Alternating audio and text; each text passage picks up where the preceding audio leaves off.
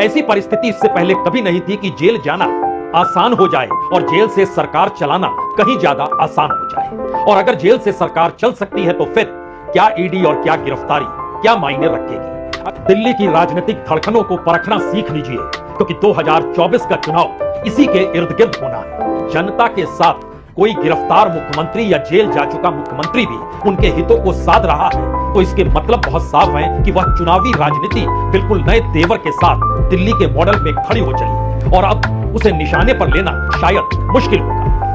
एक एक चीज को रखा जाएगा जिससे आप समझ जाएंगे कि 2024 का चुनाव क्यों एक नई लकीर को खींच रहा है, क्यों इसके जरिए जनता की भागीदारी बढ़ रही है और क्यों जेल में बैठकर भी अरविंद केजरीवाल अपने वोटरों की चिंता व्यक्त बार बार क्यों कर रहे हैं और दिल्ली सरकार के मंत्री उसे बताने के लिए बार बार सामने क्यों आ रहे हैं।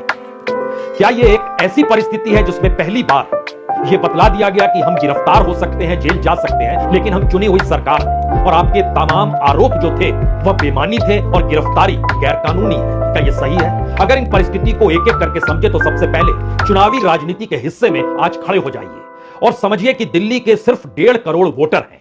उन 1.5 करोड़ वोटर में हर तीसरा वोटर पूर्वांचल का है। पूर्वांचल का मतलब उत्तर प्रदेश का पूर्वी इलाका और बिहार का इलाका। यानी उन वोटरों की मौजूदगी और उनकी मुश्किल हालात जो अपने घर को छोड़कर दिल्ली में रह रहे हैं, उनको जो पानी चाहिए, जो बिजली चाहिए, जो इलाज चाहिए, जो स्कूल चाहिए, उसकी चिंता अगर अपने आदेशों के जरिए दिल्ली के मुख्यमंत्री जेल में पहुंचकर भी कर रहे हैं तो फिर उन वोटरों का दिशा क्या होगी, उन वोटरों के आश्रय कौन सी राजनीति साधी जाएगी। हालांकि हाईकोर्ट कल इस पर सुनवाई करेगा। कल 10:30 बजे अरविंद केजरीवाल की पिटीशन पर सुनवाई होनी है जिसमें उनका कहना है कि उनकी गिरफ्तारी गैर कानूनी तरीके से की गई। लेकिन सवाल यह है कि इससे पहले सीबीआई को लेकर 11 राज्यों ने उसका बायकॉट कर दिया और कहा कि सीबीआई हमारे राज्य में नहीं घुसेगी। वो तमाम राज्य गैर बीजेपी शासित राज्य थे। कतार है तमाम राज्यों की जिन्होंने सीबीआई का बायकॉट किया क्योंकि उन्हें लगने लगा कि केंद्र सरकार सीबीआई के जरिए दखल दे रही है उनकी राजनीति में और उनके गवर्नेंस में। अब सवाल ईडी का था, तो ध्यान दीजिए, ईडी ने 9 नोटिस भेजे, लेकिन हर नोटिस को गैर कानूनी दिल्ली के मुख्यमंत्री ने करार दे दिया। 10वां नोटिस सर्च वारंट के साथ आया और उसके बाद दिल्ली के मुख्यमंत्री को गिरफ्तार कर लिया गया। यही वो सवाल था जिसमें चुनी हुई सरकार के मुख्यमंत्री को अगर ईडी गिरफ्तार कर लेती है और इस देश की राजनीति में ईडी, क्या सुप्रीम कोर्ट, क्या संसद और क्या राष्ट्रपति भवन, तमाम जगहों पर यह मुद्दे ईडी के जरिए विपक्ष अगर उठाता रहा तो अगला सवाल यह भी है, क्या ईडी की अब कोई भी गिरफ्तारी कोई मायने नहीं रखेगी? क्योंकि केजरीवाल जेल में बंद है। पहला पत्र उनका जो निकल कर आया उसमें उन्होंने चिंता जताई कि गर्मी आ रही है और दिल्ली के उन इलाकों में जहां पर पानी की किल्लत होती है, सीवर का प्रॉब्लम है, उसका समाधान किया जाए। अगर जेल से ही निर्देश देकर सरकार चलाई जा सकती हो तो ऐसे में किसी नेता को और कमजोर किया जाएगा या और मजबूत किया जाएगा। और आज एक दूसरा पत्र निकल कर आया जिसमें उन्होंने कहा कि दिल्ली के मोहल्ला क्लिनिक हो या दिल्ली के अस्पताल हो, वहां पर जो गरीब मरीज आते हैं जिनके पास पैसा नहीं है और इलाज के लिए उन्हें मुफ्त दवाई मिलनी चाहिए और मुफ्त जांच भी होनी चाहिए। तो अगर कोई मुख्यमंत्री जेल में बैठकर अपने राज्य के वोटरों का ख्याल इस तौर पर रख रहा है जो सवाल इस देश के तमाम राज्यों के भीतर हर वोटर के साथ जुड़े हैं, आप वहां पर पानी का सवाल और अस्पताल का सवाल, इन 2 सवालों को लेकर मुख्यमंत्री अपने सीएम हाउस में बैठकर भी समाधान कर नहीं पाता है, लेकिन यहां तो मामला जेल से भी इनके रास्ते निकालने का है। तो यह मैसेज क्या है?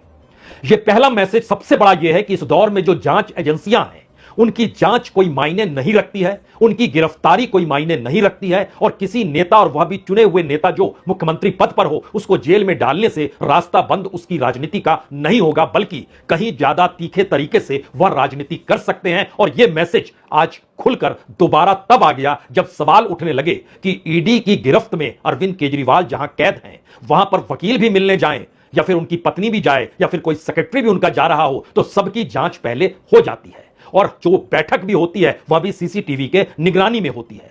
और बड़ी बचकानी हरकतों के साथ इस दौर में यह बात खड़ी हो गई कि तब आदेश जेल से कैसे दे सकते हैं।